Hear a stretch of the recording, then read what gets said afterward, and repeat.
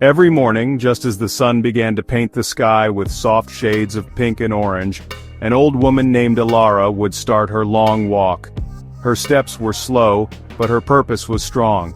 She would make her way to the grand iron gates of a magnificent mansion. This was not just any house. It was a palace of modern design, with wide windows that gleamed like diamonds and gardens that bloomed with every color imaginable.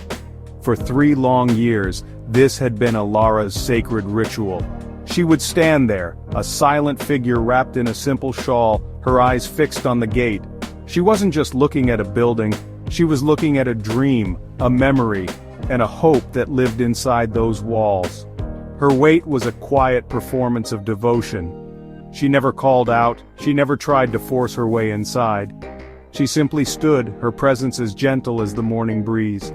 The security guards knew her well. At first they were suspicious, but over time they saw the harmless, deep sadness in her eyes. They would offer her water on hot days and sometimes a kind word. Ilara would just nod, a faint smile on her lips, her gaze never straying from the driveway. She was waiting for a specific car, a sleek black vehicle that would glide out of the gates each day. Inside that car was the reason for her vigil, the center of her universe. The world outside the mansion buzzed with life. Cars rushed by, people hurried to their jobs, and the city hummed with endless energy. But for Ilara, time stood still in this one spot. Her entire existence had narrowed to these few hours each morning. She watched as gardeners tended to the perfect roses and delivery trucks brought expensive packages. Each detail of this wealthy world was a stark reminder of the life her son lived, a life she could only observe from a great distance. Her heart ached with a mixture of pride and sorrow, pride that he had so much, and sorrow that she could not be a part of it. She just wanted one look, one moment of connection. Her daily vigil would end when the black car finally appeared. It would slow down at the gates, and for a fleeting second, she could almost see the silhouette of the man inside, her son. He was a millionaire now, a powerful man she read about in the newspapers. He was handsome, successful, and lived a life she could only imagine. As his car sped away, a single tear would often trace a path down her wrinkled cheek. It was a tear of love, of loss, and of a hope that refused to die.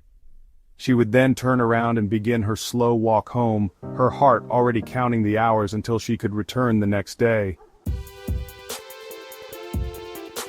Ilara's story began decades ago, in a small, impoverished village. She was a young woman with a heart full of dreams, but life was incredibly hard. When she held her newborn son Leo in her arms, she felt a love so powerful it shook her to her core.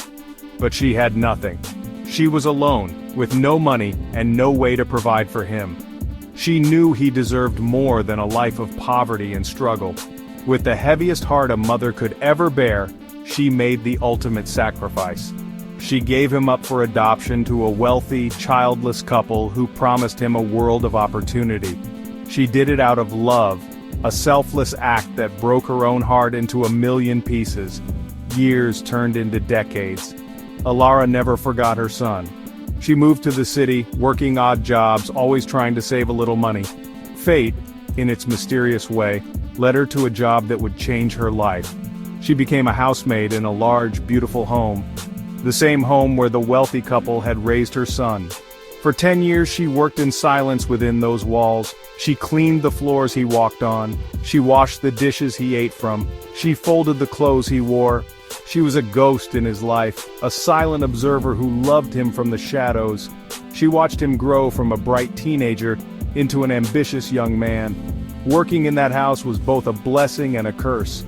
Every day was a test of her strength. She had to hide the tears that threatened to fall whenever he would walk past her without a second glance. To him, she was just part of the staff, an invisible presence who kept the house in order. She longed to reach out, to touch his face, to tell him who she was, but she was bound by her past and the promise she had made to herself. She would never disrupt the perfect life she had given him, so she poured all her maternal love into her work, making sure his room was always perfect, and his favorite meals were prepared just the way he liked them. When the kind couple who had adopted him passed away, Leo inherited everything. He became the master of the mansion. Alara's role as a housemaid eventually came to an end as new staff were hired. She was old now, and her time of working in the house was over, but her connection to it was not. Leaving the mansion felt like leaving her son all over again. That is when her daily vigil began. She could no longer care for him from the inside, so she decided to watch over him from the outside. Waiting outside the gates was her new way of being his mother, her new way of showing her unending love. As Alara stood at the gates, her mind was a theater of memories. She would close her eyes and be transported back in time. She could almost feel the weight of a tiny baby, her baby Leo, sleeping peacefully in her arms. She remembered the softness of his hair, and the way his small fingers would curl around her own. These memories were her most precious treasures, kept safe in the deepest corners of her heart. They were vivid and real, a source of both immense joy and profound pain. She recalled singing him lullabies, her voice a soft whisper in the quiet of the night, promising him a future filled with happiness, even if she could not be in it. Her thoughts would then shift to her years as a housemaid.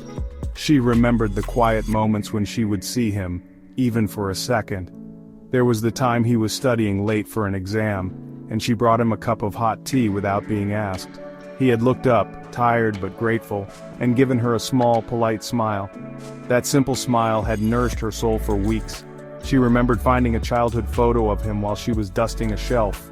She held the frame, her fingers trembling, tracing the outline of his happy, innocent face. In that secret moment she allowed herself to be his mother, whispering how much she loved him. The contrast between her simple life and his extravagant world was a constant, aching reality. She lived in a tiny one-room apartment across town where every object had a purpose and there were no luxuries. Her meals were simple, her clothes were worn, and her days were quiet. His world, visible through those grand gates, was one of fast cars, lavish parties, and important business deals. She saw beautiful women in sparkling dresses, and powerful men in tailored suits coming and go. She knew he traveled the world, living a life she could only read about. Yet, this vast difference did not create bitterness, only a deep sense of a mother's pride. Each day she waited was an act of faith. What was she hoping for? She wasn't sure. Maybe she hoped he would one day stop the car. Maybe he would look at her and see something familiar in her eyes. Perhaps he would feel a connection, an unexplainable pull toward the old woman who stood there every day just for him. Her hope was not for money or recognition. It was for something much more fundamental. It was the hope of a mother wanting her child to know, somehow, that he was loved, unconditionally and completely. It was a faint whisper of a hope, but it was enough to bring her back, day after day. The pain in Alara's heart was a constant companion. It was a dull ache that had been with her for over 3 decades. It was the pain of absence, the pain of unspoken words, and the pain of a love that had nowhere to go. Some days the weight of it felt unbearable. She would watch other mothers with their children in the park, holding hands, laughing together, and a profound loneliness would wash over her. She had given up all those moments. All the first steps, the first words, the scraped knees, and the proud school achievements.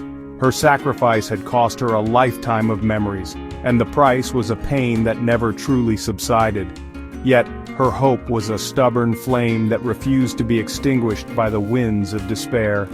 It was this hope that gave her the strength to wake up each morning and make her journey to the mansion. Hope was seeing his car slow down and imagining he might look her way.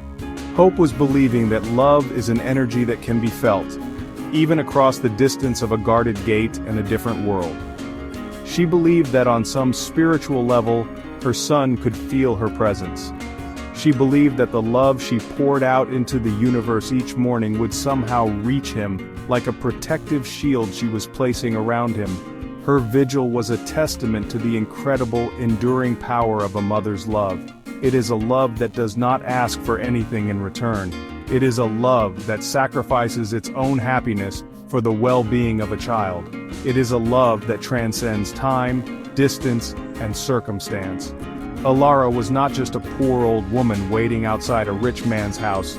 She was a mother. Her love was as real and as powerful as the day she first held her son. It had not faded with time, it had only deepened, growing more profound with each passing year of silent devotion. Her actions were a living poem about motherhood. In the end, Alara's story is a powerful reminder for all of us. A mother's love is the most persistent force in the universe. It does not disappear when a child is given away. It does not weaken with poverty or old age. It simply is. It exists, pure and unwavering, a silent promise that is never broken. Whether her son ever knew of her sacrifice or her daily wait, her love was always there, a constant and invisible guardian. And that, in its purest form, is the truth of a mother's heart. It continues to love, to hope, and to wait forever and always.